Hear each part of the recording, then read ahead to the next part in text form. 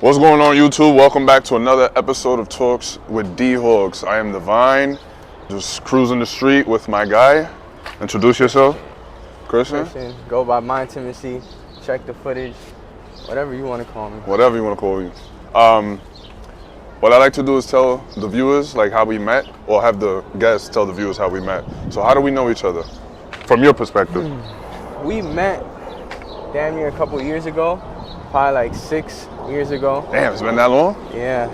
You know, I rewatched our first podcast / interview today. Today? I hadn't watched it since it dropped. So I just wanted to see how I've changed like along the years and everything like that. And I noticed it was 5 years ago, so that's how I know we met sometime before that. That's crazy. For sure. That's close. And you said, see how much you changed and how you changed. How much would you say you changed? Watching it was funny. It's like kind of, you just go back and you see a different version of yourself. I don't think that I'm necessarily that person anymore, or that I've evolved from that. You know, just got wiser, not so naive, not so, you know. You feel like you was innocent back then? Like a little innocent? Yeah, a little innocent. Yeah, facts. That's a fact. I had hair. You had hair. You saw that shit? I had hair. My hair looked fried though, but I still had hair. Good times. What did we do that day? I believe that we made a couple skits in my grandma's crib. Yes. And then we filmed the interview. That was when we did the work, right? That work skit so. Where you clock in and you need help or something like that? I believe that you showed it in the interview too. Yeah. That's crazy. I gotta watch that interview. Right. J-Hood, right. And you filmed here the other day, right? With Cash Moolah and all them, right? Or something like that?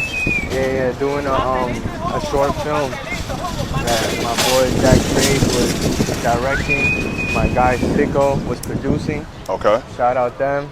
Shout out the whole team, the whole film crew, all the actors, everybody. So basically what do you do? At the moment? Yeah. Like what would you say you're using social media for? Like I'm what's using your thing? social media heavy right now to push my content in terms of my videography. Okay. Music videos, short form content, using it to get clients, to exposure, all that good stuff. So you shoot music videos? Yeah. But you also do music? Yeah.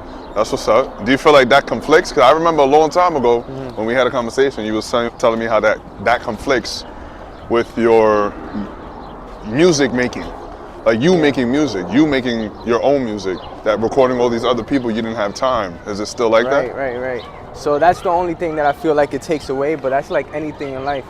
For real, if you want to make time for something, it don't matter if it's the gym, it don't matter if it's a new girl, whatever you want to go through and put your mind to, you could definitely make time for it. So it's like that for the music. And I guess whenever I told you that, and even watching the interview earlier, it was like, damn, I was making music videos back then. Now it's gotten definitely way more serious and way more time consuming because I have a lot more people to deal with, but it is what it is. You just got to find the balance for whatever. Yeah, because probably when you first started doing all these things and you incorporated all these things in your daily routine, it's like, damn, how do I manage it? But obviously with time, you learn how to manage it better. So yeah, that's me right now. I'm trying to do the podcast. I've always been doing the podcast, making skits. At first it was just skits, then it turned into podcasts, then it turned into public interviews. And every time I try something new and try to put something new into my repertoire, the other things just fall out. And it's just like, damn. But I'm trying to find a way to balance all of it, and it's not easy. Yeah, fucking days be jam-packed. So how do you find time to make music? When do you usually make music? I usually just make music just like back then in my bedroom. Luckily, I know how to record myself, and that's a huge plus for other artists out there. If you don't necessarily have to book studio time, then if you are the studio, you can make as much music as you want, especially when it doesn't take travel, time, and money. It doesn't take for you to... You should be your own engineer. Your own engineer. Not that you necessarily should be, but if you are, and just like I don't know necessarily how to produce beats, but I know friends of mine that are great producers. As long as you know and you learn a skill set from there, you can definitely use that to translate it to either more money for yourself, use it as a product to pitch to others and be like, yo, I make beats, can I, collab with you or whatever you want to do. But apart from all that, it's really just to in my case, with the engineering, just taking like studio time and just really being able to lock in and be in the studio as much as you want when you know what you're doing. How often do you make your own music though? I try to lock in like a couple times a week. Like I said, lately it's been a lot because of my videos and stuff, and it's very time consuming having to edit music videos, and I've definitely gotten better over the years. I remember my first check the footage music video, bro, it took me a good like week and a half just to edit the whole thing. Really? Yeah, bro, and nowadays I could definitely knock out a video like in one night. In one night? Yeah. I was laying in my bed and I don't know what to do. Like, but that song is kind of like a vibey singing song. Did you not care about it sounding like crisp and like, you know, you're not really a singer, you're not like Beyonce or Adele. Yeah. But how do you feel when it comes to that, like melodies and things? How do I feel looking back at songs Yeah, like that? like did you know that you can do that? Like, cause you know some people just like me. I'm not a melody guy. Like if I did make music, I'm probably just gonna be a rapper. But you can make melodies and you can use the singing aspect. What is it like when you was putting that out there? Cause you can rap, but you also did the singing aspect. Like how was that? So with the whole singing, like did you think you sounded good? Was it like I'm gonna? At the time, definitely thought I sounded good. And if I look back at it, maybe like part of growth is looking back at your old work and maybe cringing at it. It depends what type of person you are. But it's like, damn, how far I've came from there. And also, are you willing to like do, there's certain things that you learn along the way. So when it comes to music and stuff like that, it's just everything, just even about the engineering and the sound. Like for example, I may hear one of those songs at the time, it sounded like the best thing ever. And I'm talking about sonically, I'm talking about like in my earphones, not about the quality of the song itself, if the song is a hit or not. I'm talking about the quality of how it sounds in the car and in the headphones. Exactly, so how it sounds in the car, headphones, through your phone and everything. I ain't gonna lie, No Way, that song No Way is one of my favorite songs by you. Yeah. Very melodic, singing kind of in a way, and I'm like, okay, you could definitely hear the difference of quality before versus now with that song. And that first song, It Never Matters, was done in a studio setting where No Way was done on a trip. On a trip. In Florida, where I hang the mic, a Scarlett mic. Everybody knows about the Scarlett whole setup. What is that? It's like an interface that comes with a mic. You can buy it on Amazon for like $200-300. Okay. And they got more advanced settings now, obviously on the whole like the thing. I think I have like the second generation, and I still have it to this day. But so you hung it. I hung it from the ceiling fan. No pop filter, which a lot of people know, whatever, pop filter. Boom. And I just made that song on a trip to Florida with my guys. Because I'm a fan of that song. What was the inspiration of that song? What were you feeling in that time? Because that's like a song that hits. It hits the feels. But it's also kind of motivating in a way. For me, at least. Like I always told myself, when I pop off, I can see myself in my Lambo, whatever nice car, my AMG, and I made it. I'm successful. I'm listening to that, you know, to get the feels and just remember where I was listening to that, and also your success listening to that. So can you talk about that specific song? That specific song, I feel like I was just going off what I was feeling at the moment. Now, what was I feeling? I wasn't necessarily going through a heartbreak because I can really pinpoint that moment itself. Like usually when I make a song about a woman or anything that I'm going through in life, I can tie it back to something. That one was just pure inspiration in the moment, and I had just hung up the mic, and it was the first beat I selected. First, like that song has to be the most freestyle song that I have, where I was just going and going and going. So there's a lot of what's that thing called? Cuts. Yeah, basically. Like punching in. Yeah, punches. But the least amount of punches that I've done on a track. You feel me? Because sometimes as an artist, you may punch in like every line as you're figuring it out. But for that one specifically, it was just kind of like, for the most part, straight through. I'm not gonna say the whole thing. Yeah. So for that album, because that's your most recent album, right? Yeah. Or like EP, what would you consider, an album or an EP? That was an album. Okay, that album, that was years ago. Reflecting back, what's the, I guess, theme for that album? The theme on that album. If that's a good question to ask. Nah, for sure, because that album specifically, which is Mind Over Matter, which dropped December 18th, 2020, and we're in 2025 now. Yeah. So for that album specifically, I wanted to kind of speak about how my life has changed since I moved from my original crib back to like my grandma's type shit. And at the time I was living in my grandma's house, and life was just so different. And that's what I was kind of trying to target with that album, which was moving in. So the first song kind of speaks about that, which is 16, because I moved out at 16, shit like that. And I got what it takes. That, right?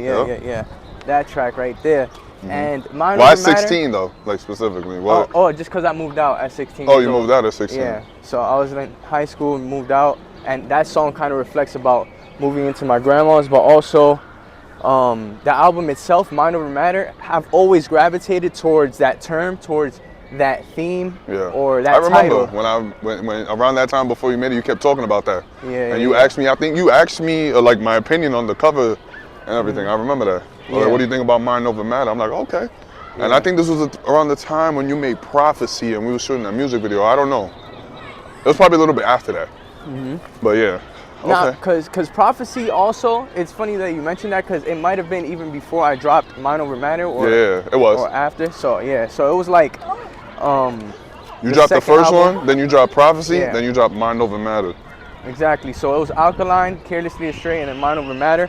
But even Carelessly Astray was supposed to be called Mind Over Matter, and I switched it because of the theme that I explained in that first interview, which was whole like gotten astray from the vision, or whatever the case is. So I just put that name for that album, and then I went back to that name, which was Mind Over Matter, which I always liked. And like my first Afraid of Heights video with my son Don and Alberto, I called it Mind Over Matter. It's not the very first upload on that channel, but that We Ups 3 did. It's called Mind Over Matter, and it's kind of like a silent film with some music and stuff like that. So yeah, I've always gravitated to it, especially because my name, you know, the whole MINDTIMISY shit. Where did you get that name from? You want to sit down? Let's sit down. Where did you get that name from? Why MINDTIMISY? I got MINDTIMISY. It was just a word that I made up, and I fucked with it. Mind and intimacy put together. Okay. Were there other test names that you had, like maybe Christian the rapper, or not Chris on the mic? Nothing. Not that I recall, because it was such a long time ago. It was like during my college years. And stuff that I made the name, but I know that it kind of came into fruition when I had my old Instagram, which is now MINDTIMISY, but at the time was Rolling Doobies Up, and I had a name, and it's like somebody told me like, yo, how can I tag you for your photos as Rolling Doobies Up? It doesn't seem professional, so you should switch it to something a little bit more, you know. So that one conversation changed everything. Yeah. Okay. In terms of at least the Instagram username. So I was already MINDTIMISY in terms of dropping my music, so I just switched my Instagram name from Rolling Doobies Up to MINDTIMISY, and I just kept going with it ever since. Nah, that's fire. Yeah. So what made you want to do music videos for other people? Like, how did you get involved in that? So I always used to do videos with me and my friends in high school, going to A. Philip Randolph and just making a highlight reel every semester. So I would have like a sophomore first half, sophomore second half, then junior, shit like that. So ever since then, I was working on like Windows Movie Maker, just editing mad videos with my friends. And then eventually I just got my own camera. My brother always used to have a nice DSLR, which is a nice camera, you feel me? I always used to take nice photos on there, because I got into photography first, I could say that. Because I would upload like good quality photos onto Facebook at the time. And then, you know, and just transition to videos once. And you started doing your own. But when did it come to the point where you started doing it for other people?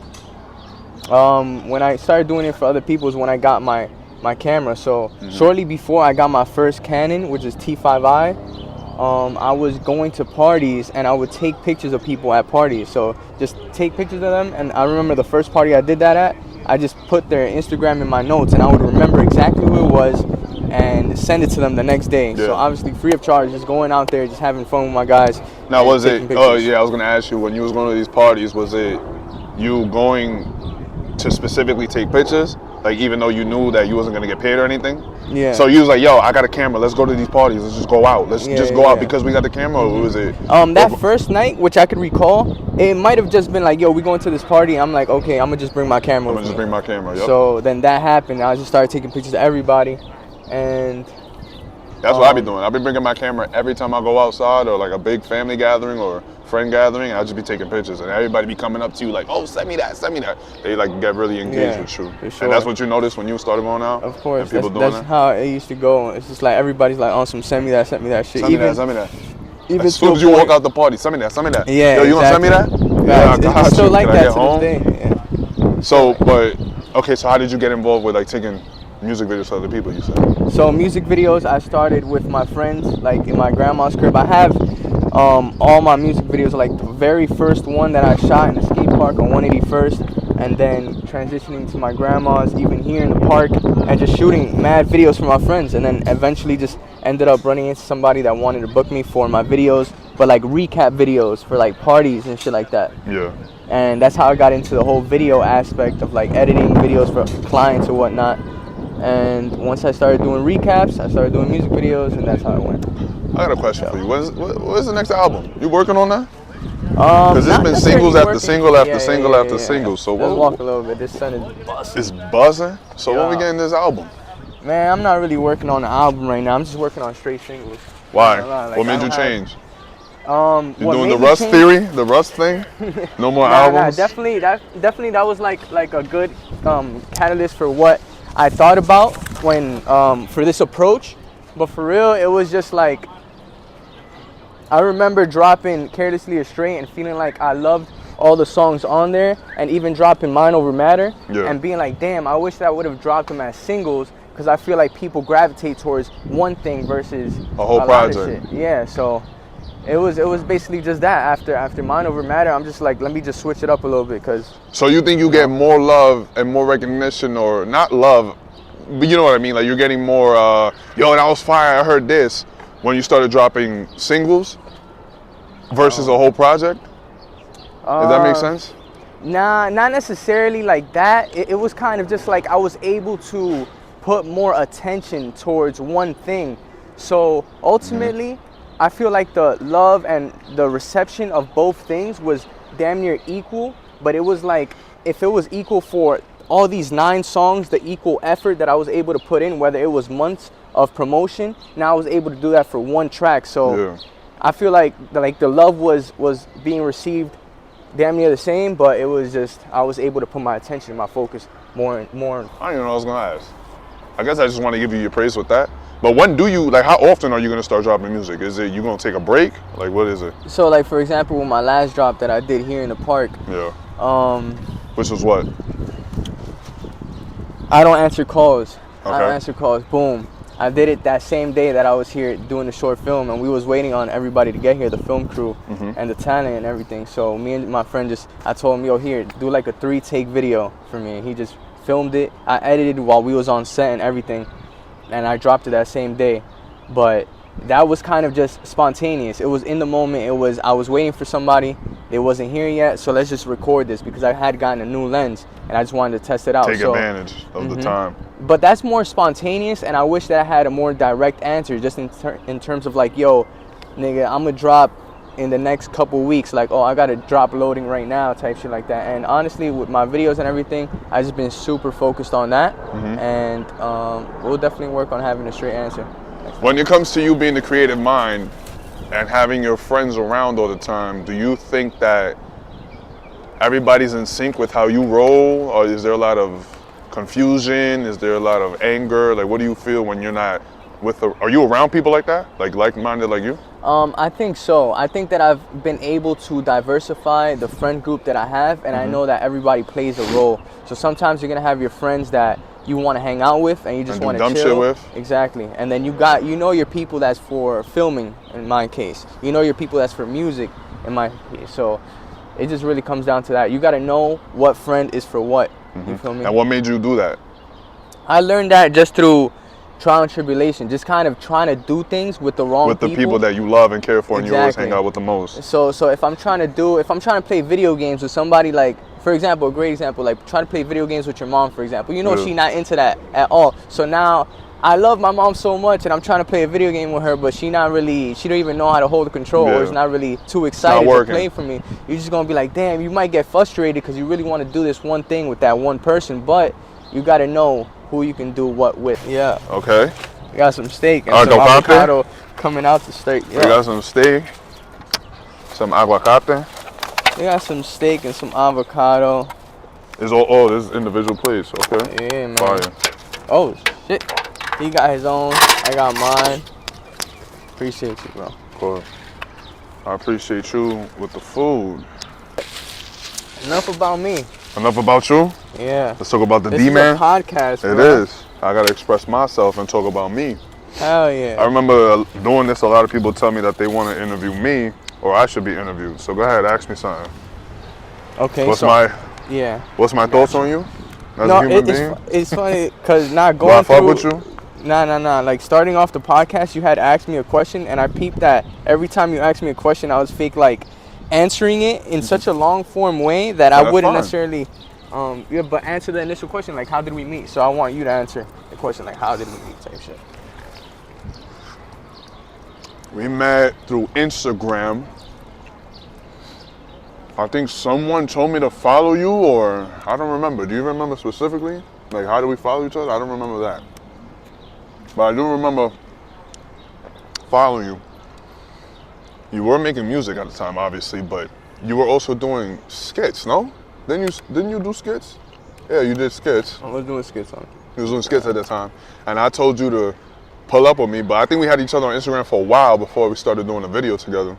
And then you came with me to Chicken Wings and Onion Rings crib, and that's when we made that Spanish video, Maria. Hi, Maria. Throwback. That was a good video. We did that together, and then yeah, we just started locking in ever since. I think the first time I hung out with you and like spent a long time with, not a long time, like something other than skits was when we did your music video for Prophecy, and I vlogged it. That was a good vlog. But yeah, that's how we met, and ever since then we just been doing mad skits together. We work with a lot of people, and yeah, that's pretty much it. A lot of good memories, I would say, good memories, hanging out, chilling. But mostly, a lot of my relationships consist of just work, like filming. Like even this, to me, this is cool, this is nice, this is fun. Bonding, spending time, whatever you want to call it. But we also getting things done and we're productive. But yeah. And that shit crazy because I could relate to that so much, and that's What? kind of how like the whole hanging out and trying to use your time wisely, especially getting older. And I feel like that's also why like I might gravitate towards my videos. Like that's work for me, like work, and productivity. Yeah. And moving up and excelling and stuff like that. So all that just. So how often do you hang out? I feel like it's a balance in terms of like throughout the day I might hang out for a little bit. That's where it's not like I'm gonna work the entire 24 hours Monday through Friday, and then Saturday or Sunday I'm gonna hang out the whole day, because then that would also not be productive. Yeah. It's like I might on a Saturday work up until a certain time. There might be like a UFC event. Me and my friends might just hang out like at 8-9 p.m. shit like that. So you just find time without play video games? throughout the week. Video games? Yeah, you play video games? Not really. Why? I don't got the time like that to play video games type shit. But I would love to. Like I want to like start streaming and like play video games and shit like that, because then you find a way to be productive while doing something you like. I guess. You feel me? The last time I got super lit, excuse me, was when I went to my friend's birthday, Tahid. I got blacked out. I woke up in the parking lot in my car with the fucking AC blasting. No, it was the heat because it was cold at that time. I had woke up with the heat blasting. I literally like this, like that. Woken up, I'm in the parking lot. There was somebody sweeping, like maybe 2 parking spots down to the left, and I was messed up. And I'm just looking around like this, hungover, headache, trying to figure out what the fuck happened. How did I get in my car? I hate that feeling when you black out. Yeah. Because people start telling you things and you like, I did that? Yeah. I did that? Me? What? What about you? I don't know, man. That was the last time? Yeah. That was like, his birthday's in November, so November. Oh, nah. See, you are very responsible. The last time you got lit is November. Why? What you gonna say? Yesterday? 2 days ago? I got lit like. You be getting lit? Yeah, sometimes. But the thing is that I be on my gym shit, so that has stopped me a lot from like drinking and everything. You know what it is too? That's why I was so lit. Because I was so healthy for so long that I did OD, but I've OD'd before and it's like whatever. Exactly. That shit fucked me up like I never drank before. Yeah. I don't know what the hell gotten over me that day. But it's funny because now that I'm healthy too and I'm on my gym shit, I want to party more because I don't do it so much. And I be craving drinky drinks, but what about you? You too? And craving that type of shit? Or you be craving like a drink? Yeah, but so when I do it, I try to be like healthy about it, I guess. Like I'll do like Diet Coke with my whatever the fuck I'm drinking. Some Really? tequila, some Hennessy or some shit like that. That's But just okay, you lit? yeah, hell yeah, bro. But My problem was I used to drink a lot of pineapple, a lot of sugary drinks. yeah, I would feel like shit the next day. And then now I just drink, you know, regular alcoholic drinks. Because to me, pineapple tastes good, and I think pineapple goes with everything. So I would get pineapple with Ciroc, I get pineapple with vodka, tequila, and I don't care. I'll have like 6, 7 cups. Next thing you know, I'm feeling like shit, headache. But it's not good for you. But we're gonna keep growing. of course. Always, elevation. Appreciate it. Anything you wanna share? How, if they wanna shoot a music video, how do they get in touch? Contact, check the footage on Instagram. Just DM me or email me. My email's there. Music? Good. MINDTIMISY is my music. Come on. Levántate. Despiértate, man. All that. We gotta go. We working, we here, promoting. But yeah, make sure you like, comment, subscribe. Follow me at dhawks_ for funny videos, content, public interviews, all that. Make sure you follow me at Talks with D-Hawks. That's my podcast page. Subscribe here, all that good stuff. We working. Let's get it. I know the truth is hard to swallow, but I'm here just to say it's okay. You could fuck me over and it's here I'll stay. I don't know why, but my heart works that way.